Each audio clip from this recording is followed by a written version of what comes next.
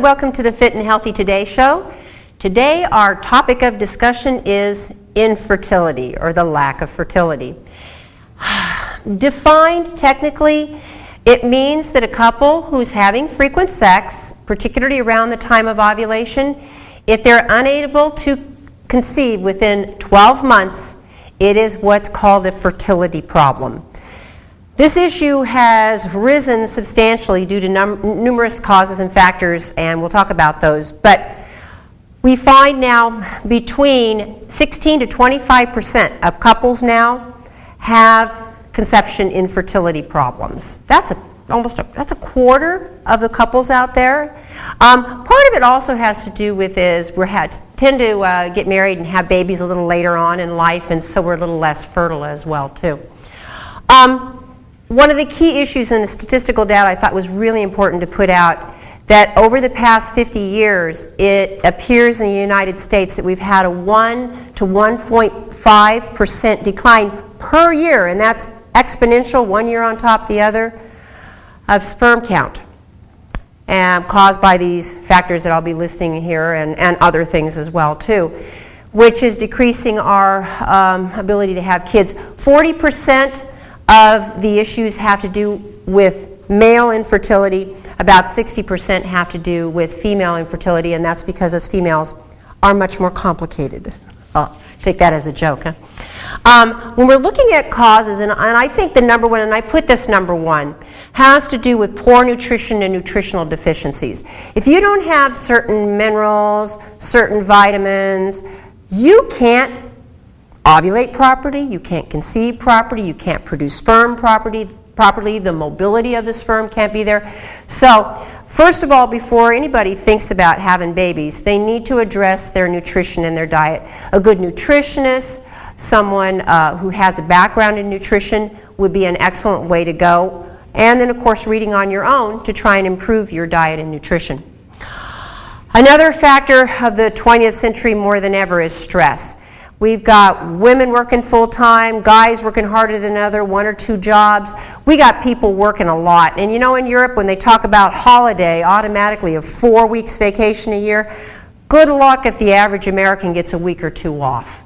That's just the way it is. So we've got a lot more stress, a lot less ways to relieve stress, and we work, hence we are the most productive country in the world. But it lends itself to a lot of stress. Environmental toxins and toxic metals. In my opinion, other than China, we are probably one of the most toxic, chemical-laden countries in the world. And you go, what do you mean? We got the FDA, the EPA, we use more chemical additives, and over 3,000 in our foods, our chemical pesticides, our fuel oils, our synthetic fabrics that we like. Chemical. Everything we touch, our copy paper, our ink, everything, full of chemicals. So is it any wonder, based upon a lot of studies we've been reading about these estrogen mimickers and these polyphenols, bisphenol A, all these things that are cancer-causing are problematic for fertility as well. Congenital abnormalities. Obviously, there can be issues where a woman isn't born with completed fallopian tubes, her ovaries never developed. There are issues in males, testes and testes development, inability to regulate heat, because more heat that's held within a man, the less sperm the production is. So, which also is environmental issues too. So when they say for guys to wear boxers when you're trying to conceive, guys wear boxers. We don't like a lot of heat. We don't want the testes being held up close to the body when you're trying to increase fertility. In females, we've seen a lot of issues with blocked fallopian tubes due to chlamydia and other diseases, sexual transmitted diseases, endometriosis and uterine fibroids, which are being driven by all these environmental estrogens that everybody's ingesting in all their foods. And good old EPA, FDA says, no problem eating that strawberry laced with malathion and chemicals. Yummy, yummy. Doesn't cause you any problems. Well, that kills bugs. That prevents bugs from being able to replicate. What is it going to do to our body? A lot. A lot. What is it doing to the birds and all the waterfowl, particularly? their fertility is dropping. I can remember years ago when I was in college, and we won't say how many, the peregrine falcon was almost extinct because its eggs were so very, very fine that when the eggs would be laid, they would break because of all the environmental estrogens and toxins. And so the same thing kind of happens to us in our bodies. Cervical mucus. The more acidic a woman is, particularly if her diet's very acidic, she's very yeasty, she eats a lot of sugar, junk, that kills sperm. Bottom line, it like acidifies them and they're gone. It destroys them. So alkalining the body and eating, and we'll talk about more in diet, changes that pH level. Women over 34 years of age now are much more prevalent in having babies, and once you're over the age of 34, in some of us, unlike me, I get pregnant easily, but some of us, when we're age 34 and above, as a generality, our fertility decreases. Low sperm count, and obviously we talked about potential environmental toxins affecting sperm count, but we have circulatory issues having to do with how the blood vessels feed into the testes. We have injuries. We have a lot of, and we're seeing a lot of endocrine disorders, which are going to be thyroid issues, low levels of progesterone, and we're having some real changes in our male testosterone levels as well, too, declining at a steady rate. So we have a decline in testosterone, an increase in estrogens, and we're going to end up with a very female-like male who's not going to produce very viable Y chromosome sperm. So, eating disorders and obesity. Okay, the more heavy you are, you carry more environmental estrogens, you carry more, you're estrogenic, you have more blood sugar issues, you have these kinds of things when you're obese.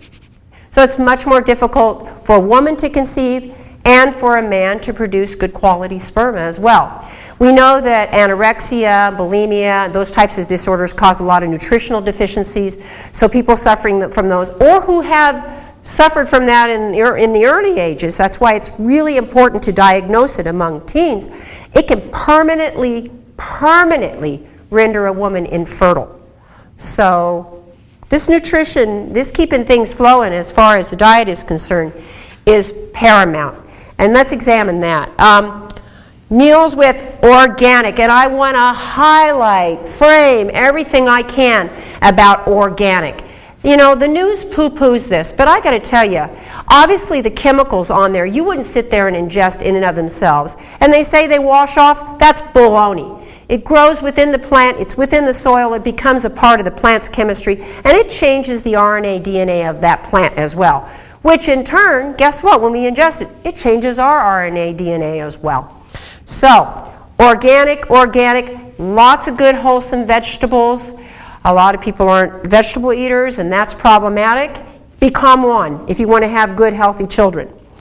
Eat a lot of nuts, cold-pressed oils, flax oil, fish oils that are molecularly distilled or guaranteed not to contain mercury and PCPs. I got to tell you, we have some major warehouses around here that sell tons of fish oil and flax oil and stuff, and they're full of chemicals. I wouldn't touch them. I tell people, don't finish them off and come back into my store. Throw them away and buy the right one now because they're so laden full of chemicals. Men who eat pumpkin seeds actually can increase their ability to conceive, and the rates were different, anywhere from 10 to 15%, because they're very zinc rich. And I'm not talking about the roasted ones that are yummy full of salt. I'm talking about raw pumpkin seeds. That can help with fertility pretty substantially. And we'll talk about the reason why when it comes to zinc. Avoiding sugar, white flour, anything that's acidic. And you can go online and you can punch in alkali foods or acid-producing foods, and you can get a list of the foods that will be alkali and a list that will be acid. And actually, I know I have in my store this little thing I hand out to people left and right. It's a copy of this chart that basically shows acid and alkali foods. It's a good guide. Anyway, you can go online.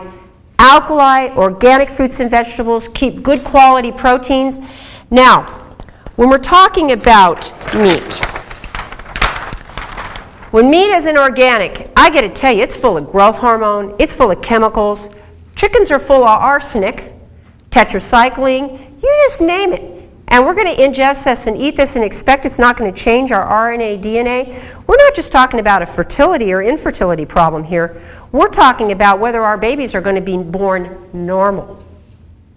I have a friend of mine who's an RN at the Marion Hospital, and he tells me, in my discussion I had with him long ago, he's seeing, actually more recently, he says he has seen more deformities, problematic natal types of stuff in the baby unit than he's ever seen before. Freaky things, because of all these doggone chemicals that we're ingesting. Avoid fried and processed foods, especially trans fats. They're hormone disruptors. We like to keep our hormones stable, particularly our progesterones, estrogens, and testosterone. So as a result, if we eat a lot of fried trans fatty foods, they're hormone disruptors. Go figure. So not only will it lend itself to infertility, it's going to lend itself to PMS and people with attitudes. I prefer not to have people with attitudes around. Avoid alcohol. It reduces sperm count like there ain't no tomorrow. It also reduces potency as well and other things in men. Another discussion. But it causes sperm count to dramatically drop. And it makes the sperm kind of stick together. It's like, oh, you're going to use alcohol here? Ooh, we don't want you to replicate. So keep that in mind when you're trying to conceive both female and male. Avoid coffee, soft drinks, chocolate, any caffeine-rich foods. Caffeine, for some reason, reduces also fertility as well. So in addition, these are pretty acidic or acidifying foods, so you want to avoid them if at all possible when you're thinking about getting pregnant. You know, it's really interesting. If you can think about ahead of time how to get yourself healthy and be healthy and in a good position before you ever think about being pregnant or being the sperm donor, then bottom line is you need to be healthy. Supplements. And some of these are things that you need to be getting in a good multivitamin. Some of these things are additions. Or if you've had a problem conceiving. Like, for example, a good multiple vitamin high in B vitamins. Every guy should be taking that. And every girl that's thinking about getting pregnant should be on a good prenatal. And I'm not talking about the one the doc gives you, prescription, and I'm going to say this boldly, and maybe I shouldn't, but it has 8 or 9 ingredients in there, no minerals, low on B vitamins, it's junk. So if a doctor tries to hand you a prescription prenatal, I wouldn't do it.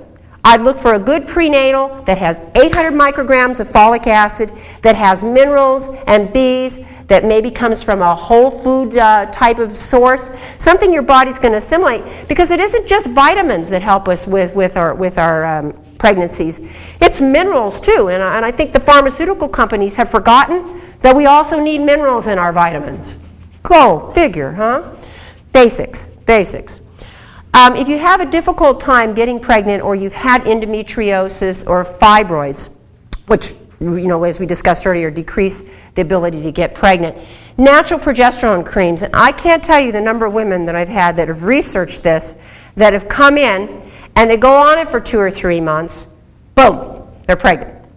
So progesterone helps you hold on to an egg. So if it's the male sperm count and everything's fine, but the woman's having a hard time, she's miscarrying a lot, not holding on to her pregnancy, this can, usage of progesterone cream, supervised by a healthcare professional. I think that's a good idea.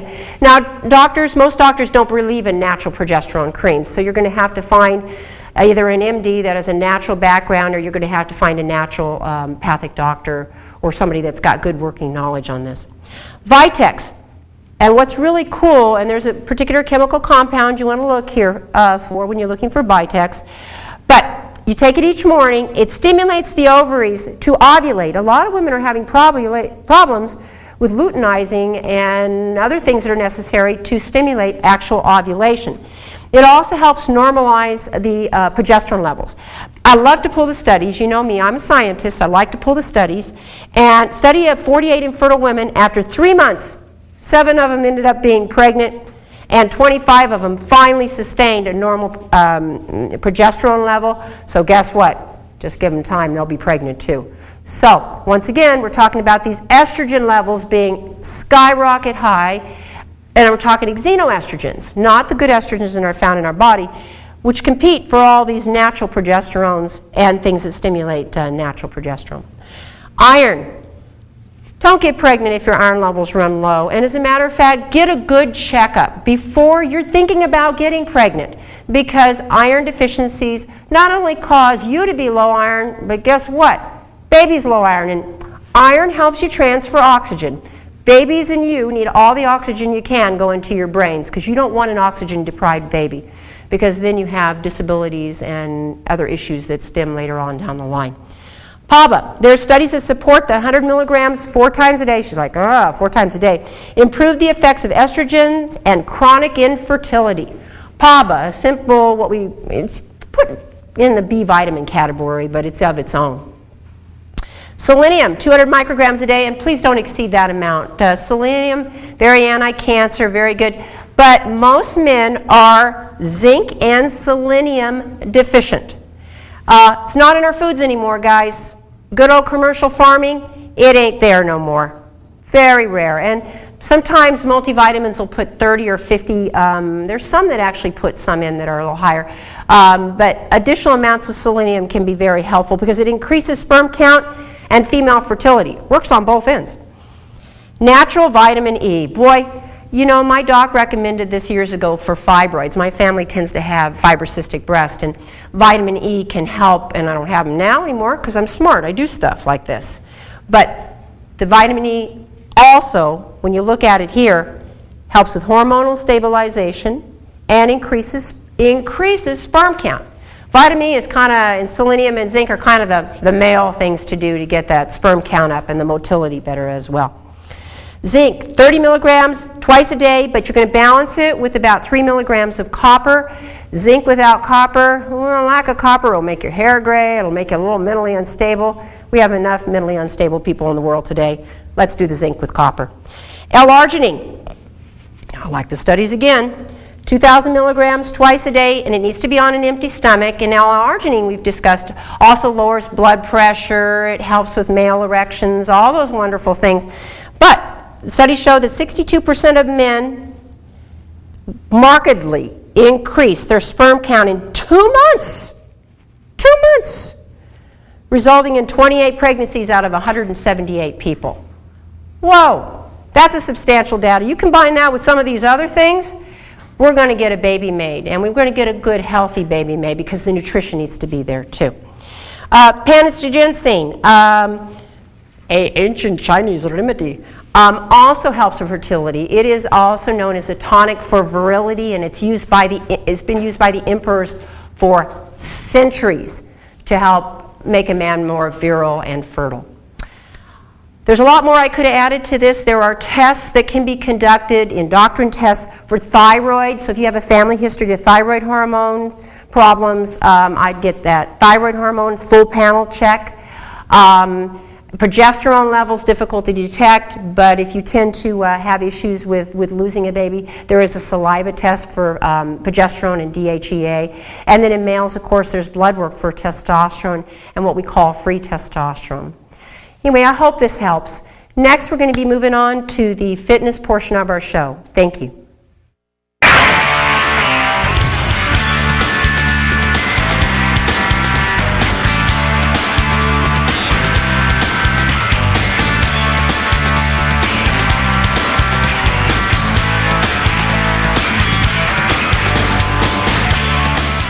Hi, welcome to the fitness portion of our show, and for my wonderful audience out there, I'm on my hands and knees today because I want to show you a couple of yoga moves, and I learned this from my cat and I learned this from my dog. As I watched them wake up in the morning and kind of stretch around, I thought, you know what a good idea. You know, I kind of put my arms in the air and I kind of twist around and kind of stretch things out when I wake up.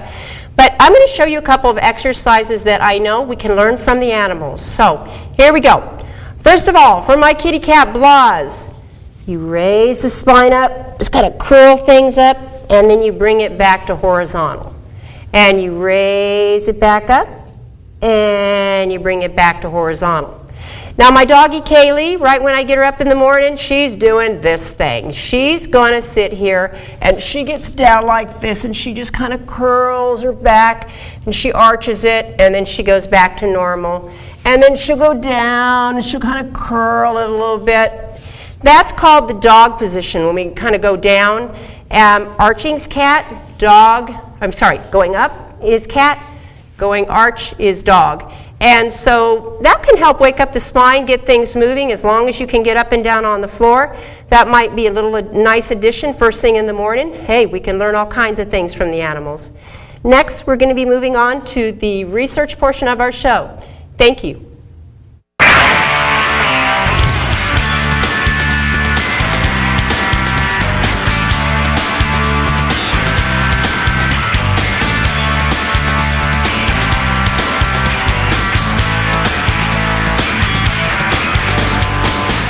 Hi, welcome to the research portion of our show, and with us today is Ralph Turchiano. Ralph? Thank you for the intro. Absolutely. Well, when speaking about what not to do with babies, here's one bit of advice.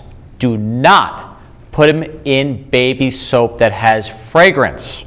Why?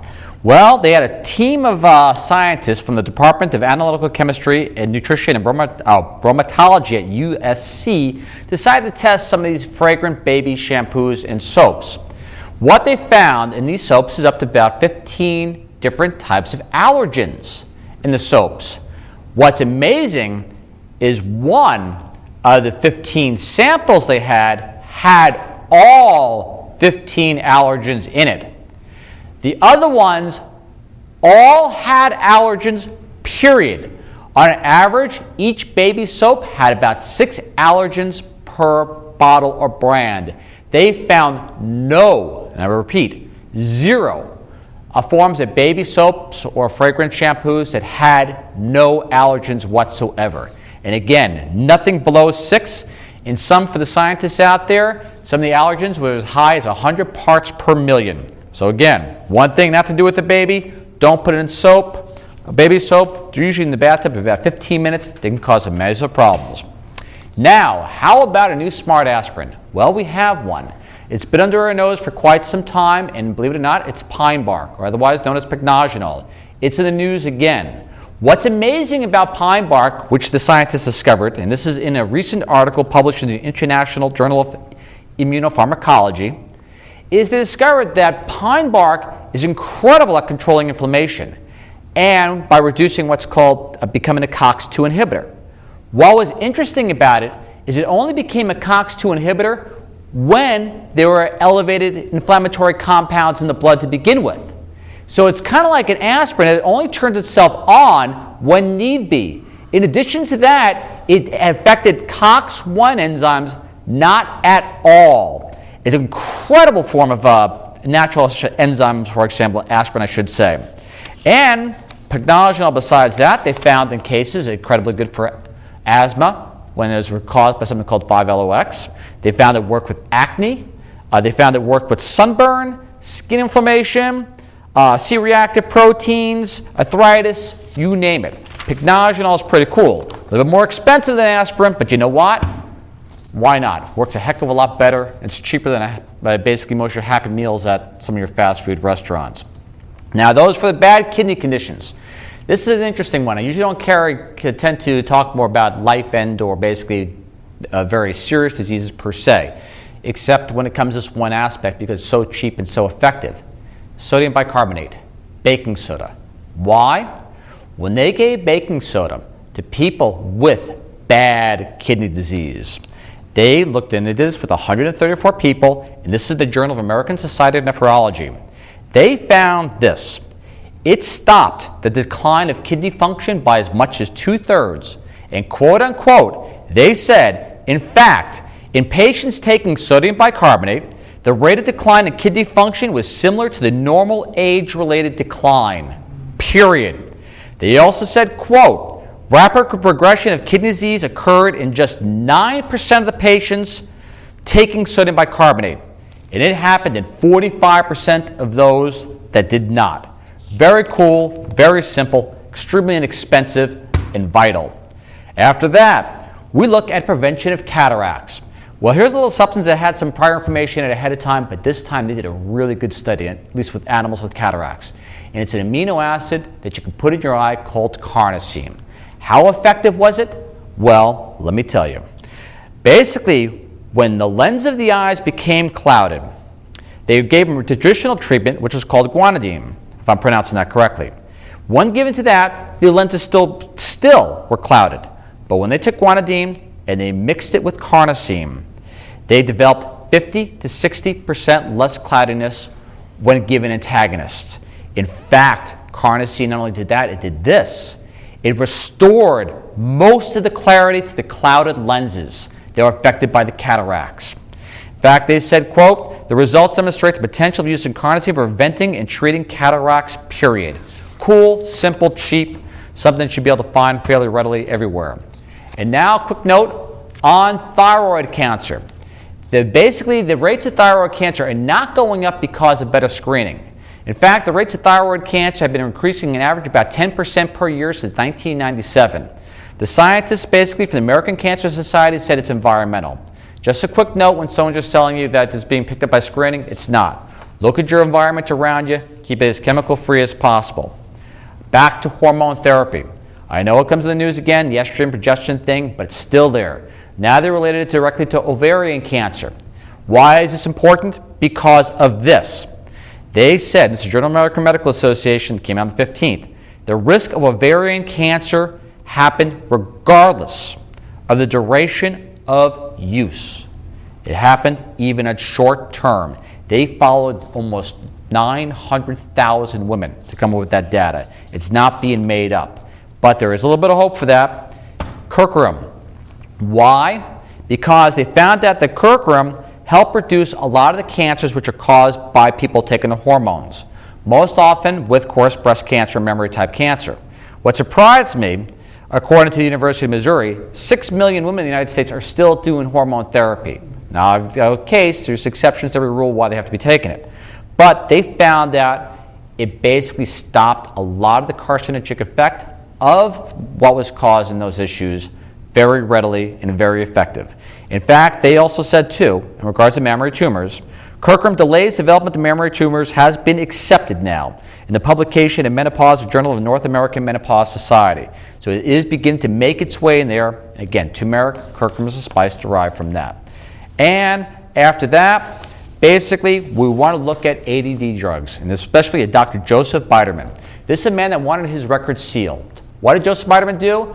Well, he was responsible for basically the 40-fold increase in drugs being prescribed to your kids, especially ADD, antipsychotic medications, the whole lineup. And why do I have a problem with this? Because basically they reported that he told the drug companies ahead of time that he was going to make those studies favorable for them, even though all the science came out that these drugs were dangerous to your kids. Dangerous man. Get him out of here. Wow. Well, thank you very much for that. Thank you, Ralph. Appreciate it very much. Once again, take your health into your own hands, do your own research. There's websites to go to. Take care of yourself. Thank you very much for joining our show.